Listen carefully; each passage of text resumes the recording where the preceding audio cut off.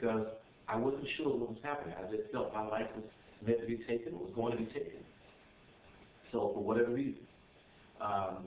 So when I came into the house, Chris wasn't there, nor his wife. They were going out to dinner. His sisters and brothers were there, keeping good bond. They were younger than I was, of course, but they were young children because their mother had passed, and Chris was keeping it. So when I went into the house, they said, well, what's going on? They said, I said, where's Chris? They said, Chris is going to dinner. He and his wife, they're going out to dinner. So I said, well, I need somewhere to come here. They said, well, where do you want to go? I said, I need somewhere to be put alone. So they brought a table, and I said, what about up in the loft? They put me up in the loft. And when I got up in the loft, I laid down between the fiberglass and the rafters there. And I just started praying. And I heard a knock at the door. I thought maybe it was Selma, the papa coming back. But it wasn't. It was the police. And the police asked him, where was I? Where was the man that came there? They said, he's not here. Well, they happened to look in the front room through the house, and they didn't see him. They were upset. So they left eventually. Then Papa told me, now I want to bear that and say this, that Papa, my friend, is no longer with us. He passed. He passed due to frustration in his life and committed, as they say, sideways, self-destruction act due to the pressures that he was succumbed to. So, but on his way home, he said and told me before he passed, this is true, that police stopped him. And he don't know why he stopped him. He told me that he don't know what they're talking about. So it rained and rained, and I was up in the loft, I was praying, and I heard something, it's like something moving, like a UFO or some type of high frequency pitch I heard, and it went ping, ping, ping, and it was like a high frequency sound, and I was laying there, and the rafters kind of lit up in a blue light, and something said, what is your Godson's name? And I couldn't hardly think of his name at that time. It was Devon. So I said Devon, Devon. And then I heard another sound go, pew, pew, pew, pew. Our frequency sound was 4, 3, 4, 7 again, 7. And it sped away, and I felt a calmness. So when Chris came home, Chris said, called me down the line. I said, man, what's going on? Please come here. What did you do? I didn't do anything, Chris. So I talked to Chris, his wife, and shared with him that I was going through an experience that was very devastating, very shocking. I was a little afraid, but I needed to be put somewhere that was safe. I told him about the stating of facts that Mr. Farrakhan stated, the messenger told him. We have the Godson in the east, one in the west, on Wake 177. And all of these factors were culminating, were coming together. And Chris said, okay. And I said, Chris, I know you're going to work tomorrow, your children are going to school. I need to be somewhere safe until Wednesday. So Chris said, well, I'll put you in my garage. And in the garage was modified and turned to a little studio area, a little family room. Had a bar and a mirror, bar behind, like mirror behind the bar, and a couch in there, and he had a cat.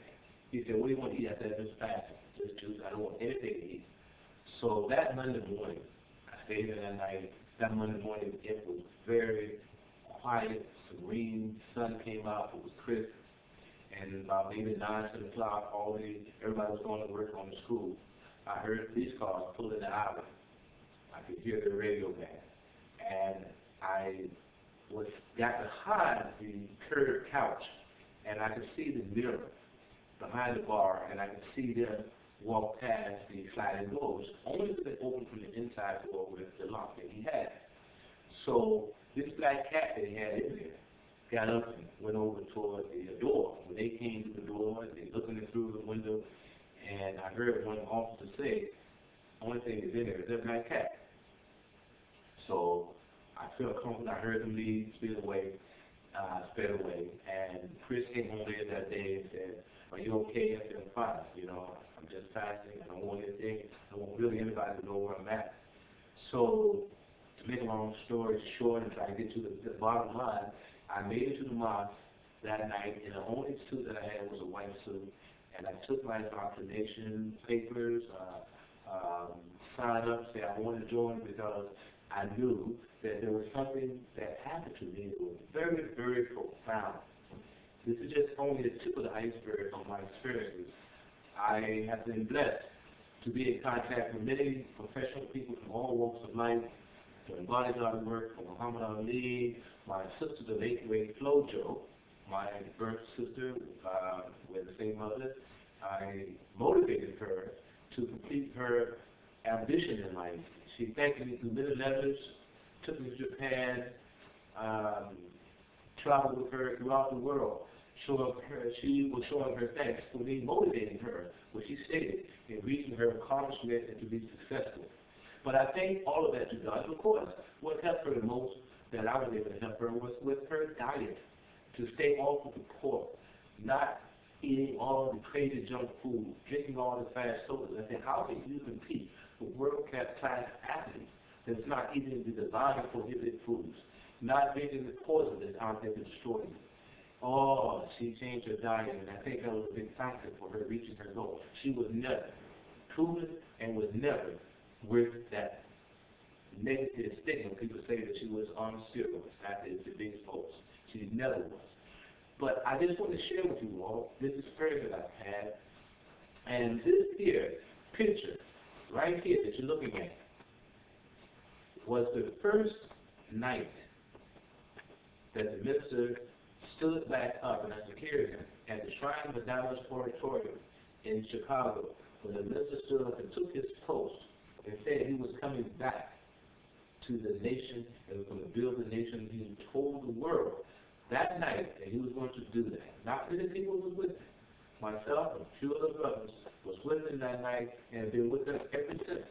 This was in 1978, I believe. And I've been with him ever since. And I will always be with him. This man is a divine reminder to us all, the constant reminder, the messenger spiritual son. So I just want to share with you this experience, that we are in a very turbulent time, brothers and sisters, a very serious time. I'm not a racist, I'm not saying, but I do know that God has stated that the lost seed of Abraham will be found in the far west, and we are in the far west hemisphere who have lost our name, our culture, our foreways. We have to come back to the call of God. We will be and must be as the Bilal, as Prophet Muhammad sallallahu alaihi wasallam. Prophet Muhammad had the Bilal to call the prayer, the black man to call the prayer. We have to know who we are, to be proud of who we are, not to be boastful, not to be arrogant, or to hate any other people, but to be at peace with ourselves, to stop this self-destructiveness that we're causing ourselves, each other, and our families, and our communities. And yet, this country, we have to look at ourselves and what has been permeated or penetrated into our subconscious, into our minds, into our sublime, which we see not what we are doing to ourselves. Let's wake up, listen to our ministers, listen to our preachers who are bringing us to the call in addressing the situation that's affecting our communities. Let's take the Christ-like step, move as the family of God. Whatever my mission is, my purpose is, I hope I have brought to you something sincere from my heart. And again, my name is Shaheed, which means one who only bear witness to truth. And I would like to greet you as I came before you in the greeting words of peace in paradise. Salam alaikum.